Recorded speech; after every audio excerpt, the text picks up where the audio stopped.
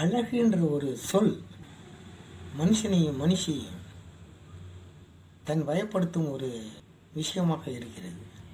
அழகு, அழகில் மயங்காதவர்கள், அழகுக்கு ஆசைப்படாதவர்கள் கிடையாது. மலர்களை பார்த்து மயங்காதவர்கள் உண்டோ?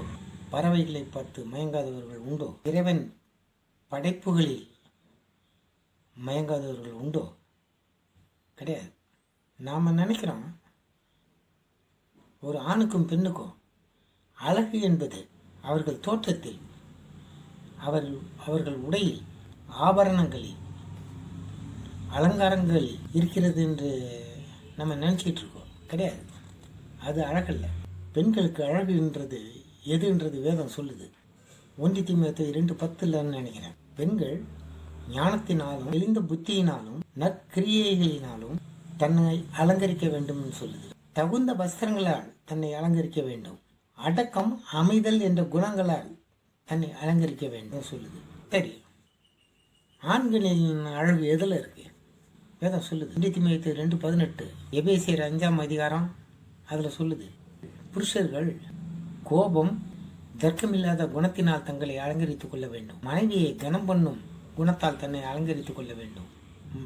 மனைவியின் கையிலின் பிரயாசத்தை அவளுக்கு கொடுக்கும் குணத்தால் தன்னை அலங்கரித்துக் கொள்ள வேண்டும். எல்லாவற்றிற்கும் மேலாக மனைவியை தன் சொந்த சரீரமாக பாவிக்கும் குணத்தால் தன்னை அலங்கரித்துக் கொள்ள வேண்டும். அவளுக்கு உண்மையாய் இருக்கும் குணத்தால் தன்னை அலங்கரித்துக் கொள்ள வேண்டும். பொறுமை, சாந்த குணத்தால் தன்னை அலங்கரித்துக் கொள்ள வேண்டும். தன் குடும்பத்தை, தன் பிள்ளைகளை, தன் மனைவியை நன்றாக நடத்தும் நற்குணத்தால் தன்னை அலங்கரித்துக் கொள்ள வேண்டும். இதுதான் அழகுன்னு வேதம் சொல்லுது. நம்ம நினச்சிக்கிட்டு இருக்கிறோம் ஃபிட்டான உடை, முட்டுக்கான ஆபரணங்கள் இவைகளை போட்டால் நம்மளுக்கு அழகு நம்ம நினச்சிருக்கோம். தப்பு. என்னுடைய வாலிப நாட்களில் நடந்த ஒரு சம்பவம் நினைவுக்கு வருது. 2 நண்பர்கள் பேசிக் கொண்டிருந்தார்கள். ஒருத்தன் சொன்னானா, எங்கள் வீட்டில் பொண்ணு பார்க்க ஆரம்பிச்சிட்டாங்கடா. அடுத்தவன் சொன்னானா, ஆமாடா எங்கள் வீட்லையும் பொண்ணு பார்க்க ஆரம்பிச்சிட்டாங்க. இவன் சொன்னானா, ஏதோ குடும்பத்தை அனுசரித்து போகிற பொண்ணை இருந்தால் சரிடா, நான் ஓகே சொல்லிவிடுவேன்டான் நான் ஒருத்தன்.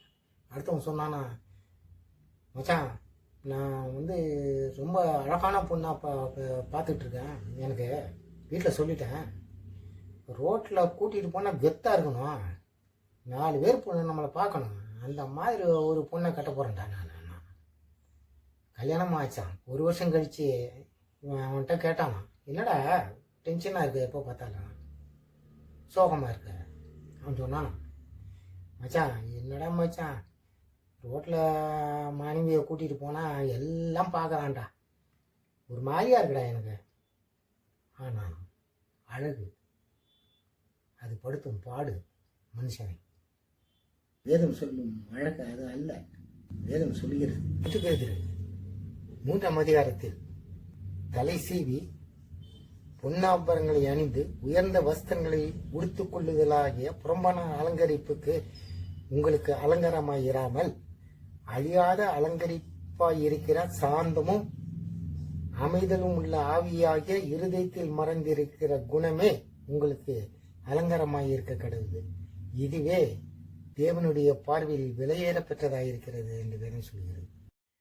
வேதத்திலே அழகான ஆண்கள், அழகான பெண்கள் ஆண்டவன் படைப்பில் ஆன சில பேரை சொல்லுது. இதை பின்னால் வருது பாருங்க. இவர்கள் ஆண்டவர் பார்வையில் அந்த வெளியேறப்பட்ட நற்குணங்களை தங்களுக்குள் அழகாக கொண்டவர்கள் என்று வேதம் சொல்கிறது.